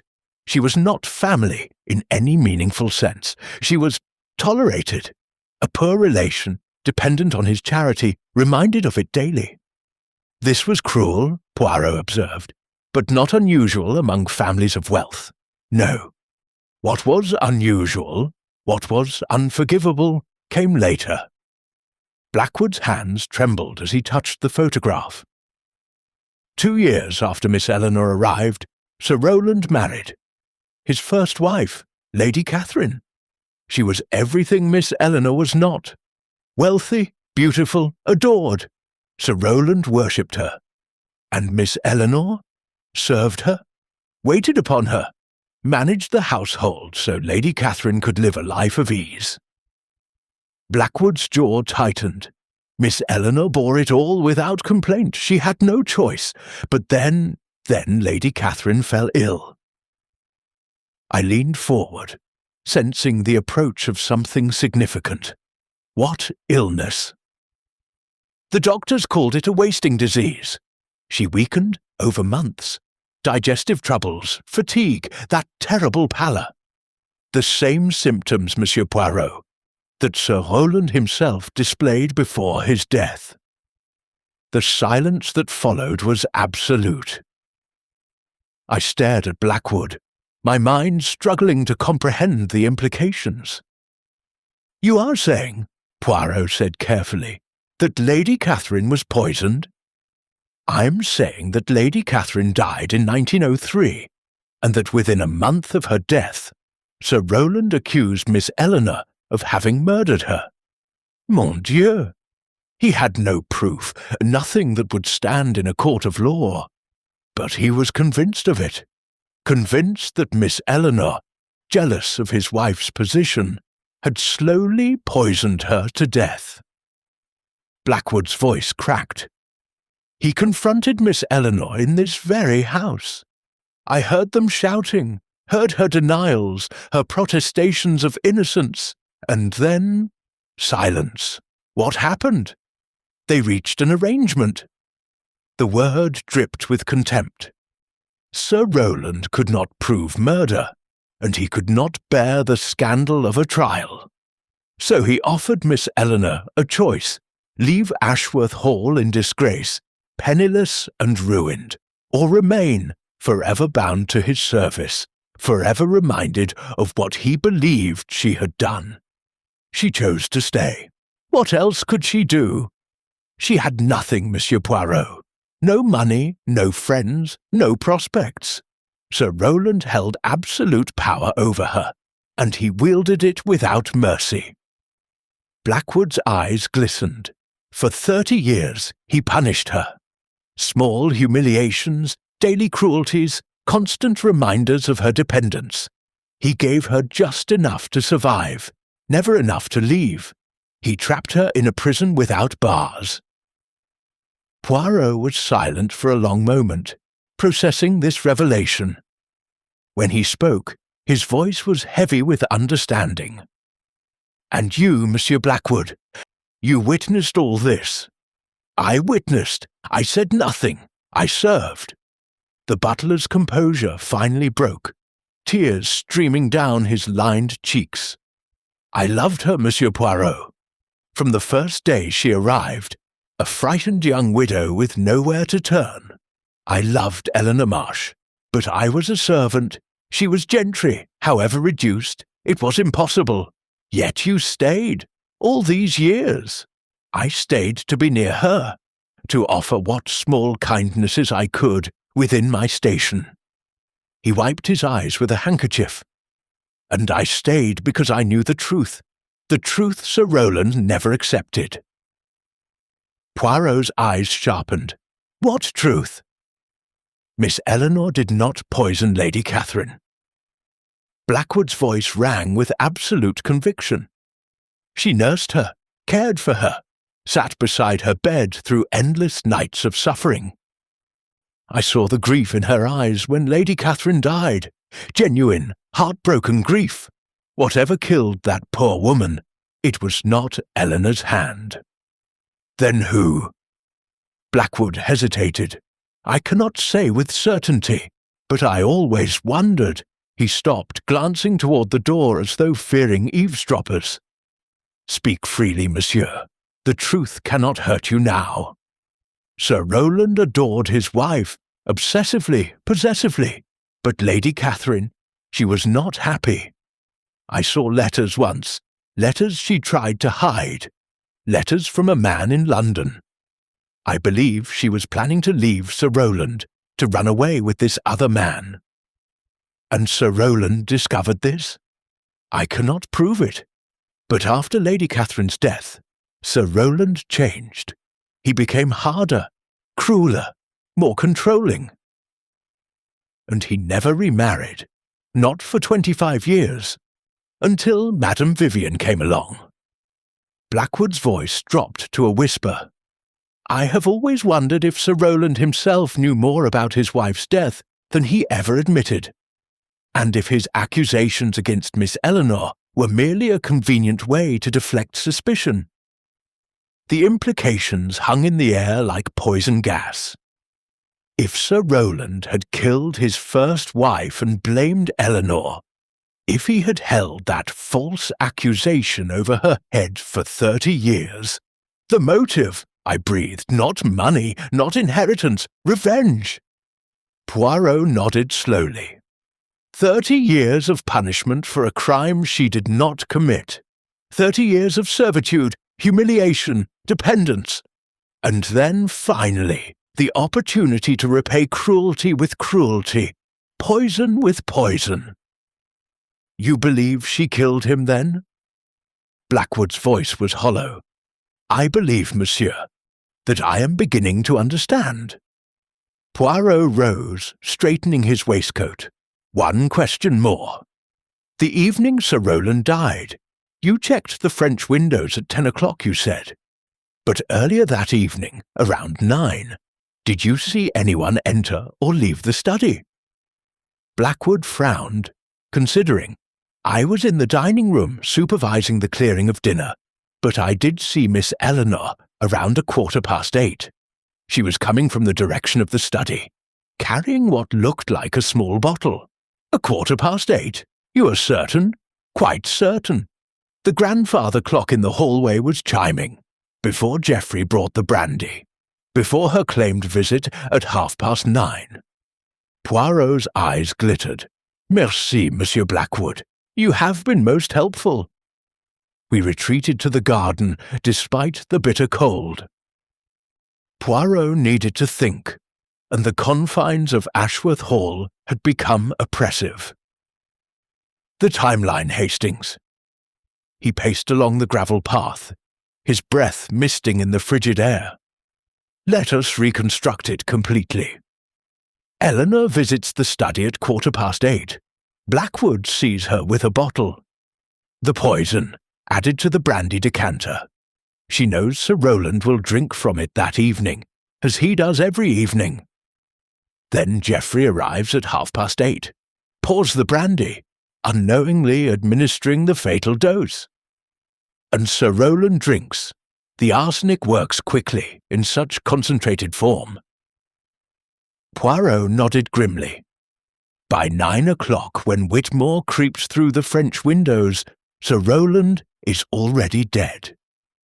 But Eleanor claims she visited at 9:30, found him alive, administered the tonic, and left. A lie. Designed to establish that he was alive after Whitmore's visit, to cast suspicion on the intruder. Poirot stopped pacing, turning to face me. She was clever, Hastings, very clever. The slow arsenic in the tonic, building over weeks, would explain the symptoms, make the final death seem like the natural culmination of illness. But she grew impatient, or perhaps she feared discovery. So she accelerated with the brandy. Précisément. A massive dose, disguised by the tonic she had been administering for weeks. If the timing had not been questioned, If Whitmore had not provided an accidental alibi, no one would ever have known. But we do know. We can prove it. Poirot shook his head slowly. We can prove she had means and opportunity. The arsenic, the access, the lies about timing. But motive, Hastings, motive is crucial. Without understanding why, the case remains incomplete. Blackwood gave us the motive. 30 years of resentment, false accusation, systematic cruelty. Yes, but there is something more. Poirot's brow furrowed. Eleanor Ashworth is not a fool. She is patient, methodical, controlled. To poison a man over weeks, knowing the risks, knowing the scrutiny that would follow, this requires not just resentment but certainty. Absolute certainty that justice demands such action. You think she truly believes Sir Roland killed Lady Catherine? I think she knows it. Poirot resumed walking, his pace quickening. 30 years ago, Sir Roland murdered his wife, or caused her death through neglect, through poison, through some means we cannot now prove. He then accused Eleanor of the crime, using that accusation to bind her to his service forever. A double cruelty. First the murder, then the blame. And Eleanor has waited all this time for vengeance. Waited, planned, accumulated evidence, perhaps. Evidence she has never shared. Poirot's voice hardened. She did not kill for money, Hastings. She killed for justice. The justice that was denied her for 30 years. We had reached the edge of the gardens, where a stone bench overlooked the misty expanse of moorland beyond. Poirot sat heavily, his energy suddenly depleted. Tomorrow, he said quietly, I shall gather everyone in the drawing-room. I shall present what I have discovered. And Eleanor Ashworth, she shall have the opportunity to confess, to explain, to justify. And if she does not confess... Poirot's smile was thin and tired. She will confess, mon ami, not because I force her, but because she wishes to. She has carried this burden too long, the burden of guilt, but also the burden of silence. She has killed a man she believed to be a murderer. She will want the world to know why. That almost sounds like sympathy, Poirot. Perhaps it is. He gazed out at the moors, his expression distant. Murder is always wrong, Hastings, always. But some murders, they are born from wounds so deep, so long festering, that one cannot help but understand. Eleanor Ashworth was a victim long before she became a killer. And Sir Roland Ashworth, Poirot shook his head slowly. Sir Roland created the very instrument of his own destruction. Justice, I murmured. Of a sort, of a sort. Poirot rose, brushing frost from his coat. But now, Hercule Poirot must ensure that proper justice is served. The law does not recognize vengeance as virtue, however understandable. Eleanor Ashworth must face the consequences of her actions. He turned back toward the looming silhouette of Ashworth Hall, his jaw set with determination. Tomorrow, Hastings, tomorrow, all shall be revealed. Chapter 7. The Drawing-Room Confession. The drawing-room of Ashworth Hall had never seemed so oppressive as it did that grey November afternoon. A fire crackled in the grate, casting dancing shadows across walls lined with portraits of stern Ashworth ancestors. Men and women whose painted eyes seemed to observe the proceedings with cold disapproval. Poirot had requested that all members of the household assemble at 3 o'clock precisely. They came reluctantly, drawn by curiosity and dread in equal measure, settling into chairs arranged in a loose semicircle before the fireplace where Poirot stood. Immaculate as ever, his patent leather shoes gleaming, his waxed moustache perfectly symmetrical. I took my customary position slightly to one side, notebook in hand, watching the assembled company with growing unease. Vivian Ashworth sat nearest the fire, her black mourning dress stark against the cream upholstery. Her face was pale but composed, her hands folded in her lap with deliberate stillness. Beside her, Geoffrey slumped in his chair, unshaven and hollow-eyed, a man who had not slept in days. The whiskey tremor in his hands was visible even from across the room. Eleanor occupied the straight-backed chair she always chose, uncomfortable, austere, suited to her self-imposed penance. Her grey eyes were fixed on Poirot with an expression I could not read. Resignation, perhaps, or anticipation. Blackwood stood by the door, nominally on duty, but clearly present as witness. His weathered face was drawn with anxiety, his gaze returning again and again to Eleanor. Inspector Dawson had also been summoned, reluctantly, and with much grumbling about wasted time. He stood by the window, arms crossed, radiating scepticism. "Mesdames et messieurs," Poirot began, his voice carrying the quiet authority that commanded instant attention. "I have gathered you here to speak of murder. The murder of Sir Roland Ashworth, a crime that the official authorities have dismissed as natural death, but which I, Hercule Poirot, know to be deliberate, calculated, and cold-blooded." "Now see here," Dawson began, but Poirot silenced him with a raised hand. "You will have your opportunity to speak, Inspector, but first you will listen. All of you will listen, as I reconstruct the final days of Sir Roland Ashworth and reveal the identity of his killer." He paused, allowing the weight of his words to settle over the room. Sir Roland was not a good man. This, I think, no one here would dispute. He built his fortune through ruthlessness. He maintained his household through control and cruelty. He kept those closest to him in a state of constant dependence, doling out just enough to ensure their loyalty while reminding them daily of their inferior position. Geoffrey shifted uncomfortably. Vivian's composure flickered almost imperceptibly. "Such a man makes enemies," Poirot continued.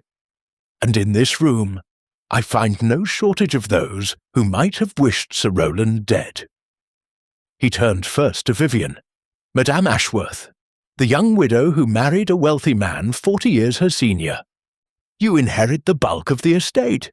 £400,000 this house, all its contents. A powerful motive, no?" Vivian's chin lifted defiantly. "I loved my husband, Monsieur Poirot, in my way, perhaps, and yet you were the one who summoned me here. You spoke of poison before anyone else. You researched arsenic, recognized the symptoms, understood the danger." Poirot's gaze sharpened. One might wonder if this was genuine concern, or the careful construction of an alibi. "I was trying to save him. Were you? Or were you ensuring that when he died, suspicion would fall elsewhere?" Poirot shook his head slowly. "But no, madame. I do not believe you killed your husband. Your knowledge of poison was genuine concern, not guilty preparation. And more significantly, you lacked opportunity. The tonic, the brandy, these were not within your control." Vivian sagged with visible relief. Geoffrey, however, had gone rigid. "Which brings us to you, Monsieur Geoffrey." Poirot turned to the nephew. "Your gambling debts totalled £3,000, far more than the household knew. Your uncle discovered this 2 days before his death and threatened to disinherit you entirely. He had, in fact, prepared a codicil to do exactly that." "I didn't know about any codicil," Geoffrey protested weakly. "A lie!" Poirot's voice was implacable. "Sir Roland told you himself, the afternoon before he died. You were to receive nothing. Your debts would consume you. Your future was destroyed." Geoffrey's face crumpled. "All right, yes, I knew, but I didn't kill him. I poured his brandy that evening, yes, but there was nothing wrong with it. I swear, and I believe you, monsieur." Poirot's tone softened slightly. "You poured the brandy at 8:30, directly from the decanter. You brought it to your uncle, who drank, and then you left. You did not know, could not have known, that the brandy had already been poisoned." "Already poisoned?" Dawson spoke up, his scepticism giving way to reluctant interest. "By whom?" Poirot smiled, that thin, knowing smile I had seen so many times before. "Patience, Inspector. We shall come to that." He turned to the window, gazing out at the grey landscape. "Before we identify the killer, we must understand the method. Sir Roland Ashworth was poisoned twice, by 2 different means, over 2 different timescales." He began to pace, his movements precise and deliberate. First, the slow poison. Arsenic, administered in small doses over several weeks through the tonic prescribed by Dr. Hartley. This produced the symptoms everyone observed. The digestive troubles, the weakness, the characteristic Mises lines on the fingernails. Sir Roland was dying by inches, and no one, not even the physician, could prove why. "But the tonic was examined," Dawson interjected. "Nothing unusual was found." "Because the arsenic was not in the tonic itself, Inspector. It was added, drop by drop, dose by dose, by the person who administered it. The person who collected the prescription every week, the person who had purchased, 6 weeks ago, a full tin of arsenic-based rat poison from Jameson's chemist." All eyes turned to Eleanor. She sat motionless, her face a mask of stone. "Mademoiselle Eleanor," Poirot said quietly, "you were a trained nurse. You understood dosages, symptoms, the slow progression of arsenic poisoning. You added the poison to your brother's tonic, day after day, watching him weaken, watching him suffer, as you had suffered for 30 years. Eleanor said nothing. Her grey eyes remained fixed on Poirot, unblinking. "But the slow poison was not enough," Poirot continued. "Something happened, something that forced you to accelerate your plan. Your brother, in his final days, had grown suspicious. He was preparing a new codicil to his will, one that would revoke even the modest inheritance you were to receive. The cottage, the small income, gone. After everything you had endured, you would be left with nothing." "That's not—" Geoffrey began, but Eleanor's voice cut across him like a blade. "Be silent." Her tone was cold, commanding. "Let him finish." Poirot inclined his head. "Merci, mademoiselle. On the evening of October 18th, you visited your brother's study at 8:15, before Geoffrey brought the brandy. Blackwood saw you leaving, carrying a small bottle. You had added a massive dose of arsenic to the brandy decanter, enough to kill within the hour. And then," Eleanor said, her voice eerily calm, "I waited." The confession hung in the air. Dawson's jaw dropped. Vivian gasped. Geoffrey stared at his aunt with dawning horror. "You admit it?" Poirot asked softly. "I admit everything." Eleanor rose from her chair, her posture straight and unyielding. "I poisoned Roland, slowly, over weeks, and then swiftly, when circumstances demanded. I watched him die, watched his face twist with the same agony I have carried for 30 years. And I felt nothing but satisfaction." "Eleanor," Blackwood's voice cracked. "Please, no, Edward." She turned to him with something like tenderness. "No more silence, no more secrets. It ends today." She faced Poirot, her grey eyes burning with cold fire. "You want to understand why, Monsieur Detective? I will tell you. I will tell everyone." She drew a breath. 32 years ago, I came to this house a broken woman. widowed, penniless, dependent on my brother's charity. And Roland made certain I never forgot it. Every day, every hour he reminded me of my place. I was not family. I was servant. I was nothing. Her voice hardened. But I endured. I endured because I had no choice. And then Catherine came, Roland's beautiful, beloved wife. And for a time there was kindness in this house. Catherine treated me with respect, with affection. She was the only friend I had. Tears glistened in Eleanor's eyes, though they did not fall. When Catherine fell ill, I nursed her. Night and day, I sat beside her bed.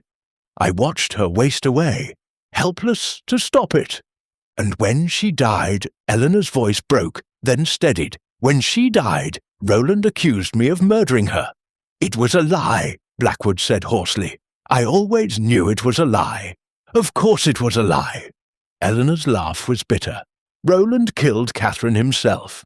He discovered she was planning to leave him, to run away with a man who actually loved her. And rather than lose her, he poisoned her. Slowly, deliberately, just as I poisoned him. Dawson stepped forward. You have proof of this? I have letters. Eleanor moved to the mantelpiece, reaching behind a porcelain vase. She withdrew a bundle of papers, yellowed with age. Letters from Catherine to her lover, intercepted by Roland. Letters that prove she intended to leave. And letters from Roland to a chemist in London. Letters ordering arsenic, months before Catherine's illness began. She handed the bundle to Poirot, who examined them with careful attention. I found these 10 years ago, Eleanor continued, hidden in Roland's study behind a false panel. He kept them, perhaps as trophies, perhaps as insurance. When I discovered them, I finally understood the truth. Roland had murdered his wife and blamed me for the crime. He had used that accusation to enslave me, to punish me for 30 years for something I did not do. And so you decided to punish him in return, Poirot said quietly. I decided to deliver justice. Eleanor's voice rang with conviction. The law would not help me. Roland was wealthy, respected, untouchable. If I had gone to the police with these letters, they would have dismissed me, the bitter spinster sister, inventing accusations. No one would have believed me. No one ever believed me. She turned to face the room, addressing them all. So I took justice into my own hands. I poisoned Roland exactly as he had poisoned Catherine, slowly, painfully, deliberately. I wanted him to know what it felt like. I wanted him to suffer as she had suffered. And when I finally administered the fatal dose, I looked into his eyes and I told him why. I told him it was for Catherine. I told him it was for me. And then I watched him die. Silence. Vivian wept quietly into her handkerchief. Geoffrey stared at his aunt with an expression of horrified fascination. Blackwood had turned away, his shoulders shaking with silent sobs. Poirot stepped forward, his voice gentle. Mademoiselle Eleanor, I understand the pain that drove you to this act. I understand the injustice you suffered, the cruelty you endured, the truth that was denied you for so long. But murder, he shook his head, murder is not justice. Murder is never justice. Perhaps not. Eleanor met his gaze without flinching. But it is peace. For the first time in 30 years, Monsieur Poirot, I am at peace. Dawson cleared his throat awkwardly. I'll need to take you into custody, Miss Ashworth, for the murder of Sir Roland Ashworth. Of course. Eleanor held out her wrists with quiet dignity. I am ready. But before Dawson could move, Poirot spoke again. One moment, Inspector. There is the matter of these letters. He held up the yellowed bundle. If Mademoiselle Eleanor speaks truth, if Sir Roland did indeed murder his first wife, then these documents constitute evidence of a crime that, though unpunished in his lifetime, may yet demand recognition. Dawson frowned. The man's dead. Can't exactly arrest a corpse. No, but the truth can be acknowledged. Lady Catherine's memory can be honoured. And Mademoiselle Eleanor's motives, while they do not excuse her actions, can at least be understood. He turned to Eleanor, his expression grave but not unkind. You will stand trial for murder, mademoiselle. This cannot be avoided. But I shall ensure that these letters are examined, that the truth of Lady Catherine's death is made known, and that the jury understands the full context of your actions. I cannot promise mercy, but I can promise truth. Eleanor bowed her head, the first sign of emotion she had shown. Thank you, Monsieur Poirot. That is all I ever wanted. The police took Eleanor away as dusk settled over Ashworth Hall. Blackwood stood at the window, watching the car disappear down the drive, his face grey with grief. She will hang, he said hollowly. They will hang her for killing that monster. Perhaps not. Poirot joined him at the window. A good barrister, presented with the full evidence, the 30 years of torment, the proof of Sir Roland's earlier crime, may argue for diminished responsibility. The sentence may be commuted to life imprisonment. Life imprisonment! Blackwood laughed bitterly. She has already served a life sentence, Monsieur Poirot. 30 years in this house, trapped by accusations and obligation. What difference does a prison cell make? Poirot had no answer to this. Later that evening, I found Poirot in the garden, gazing up at the stars that had emerged through breaking clouds. His face was thoughtful, melancholy, an expression I had rarely seen. A difficult case, I ventured. A tragic case, Hastings. He did not look at me. There is no satisfaction here, no triumph, only sadness piled upon sadness, cruelty breeding cruelty, until the original sin is buried beneath decades of suffering. You feel sympathy for her. I feel sympathy for all of them. Poirot sighed. For Catherine, murdered by a jealous husband. For Eleanor, punished for a crime she did not commit. For Blackwood, loving in silence, helpless to intervene. Even for Vivian and Geoffrey, trapped in orbit around a man who cared for no one but himself. And for Sir Roland? Poirot considered. Sir Roland Ashworth was a monster. He murdered his wife, destroyed his sister, and controlled everyone around him with cruelty and calculation. And yet, he shook his head. Even monsters are human, Hastings. Even monsters, perhaps, have souls. Whether his soul has found peace or punishment, I cannot say. That judgment is not mine to make. We stood in silence for a long moment, the cold night air sharp against our faces. The little grey cells, I said finally, they solved the puzzle. The little grey cells revealed the truth. Poirot's voice was heavy. But truth, mon ami, truth is not always a gift. Sometimes it is a burden. Sometimes knowing what we know. We wish we could unknow it. He turned toward the house, his shoulders bowed with fatigue. Come, Hastings, there is nothing more for us here. Tomorrow we return to London, to our comfortable rooms, our quiet routines, our civilized lives. He paused at the door, looking back at the dark silhouette of Ashworth Hall. And we leave this place to its ghosts, the ghosts of the dead, and the ghost of the living woman who loved too long and too well, and who destroyed herself in the pursuit of justice. We departed the following morning. Vivian saw us off with gracious words and hollow eyes. Geoffrey had vanished, fled to London, we later learned, to drink himself into oblivion. Blackwood stood at the door, dignified to the last, though his heart was broken.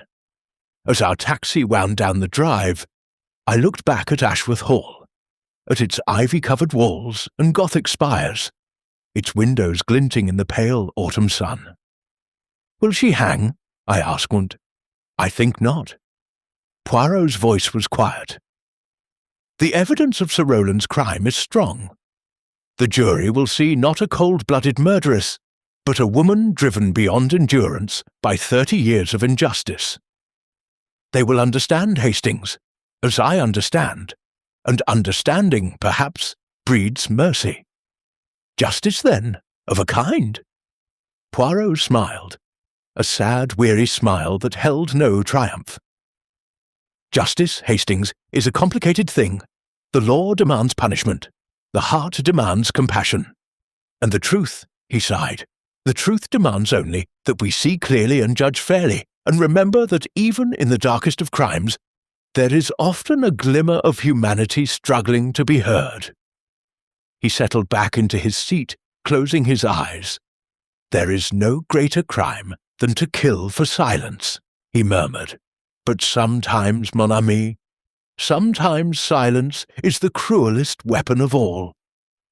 And so concludes the Arsenic affair, a tale of bitter inheritance, patient vengeance, and the long shadow of crimes unpunished. Hercule Poirot, the little Belgian with the magnificent grey cells, has once again pierced the veil of deception to reveal the truth that lay beneath. But truth, as Poirot reminds us, is not always a comfort. Sometimes it is a burden, a weight we carry, knowing that justice and mercy do not always walk the same path. We hope you have enjoyed this journey through the shadowed corridors of Ashworth Hall. Join us next time for another mystery, another puzzle, another glimpse into the darker corners of the human heart. Until then, bonsoir, mes amis. And remember, the little grey cells see all. The end.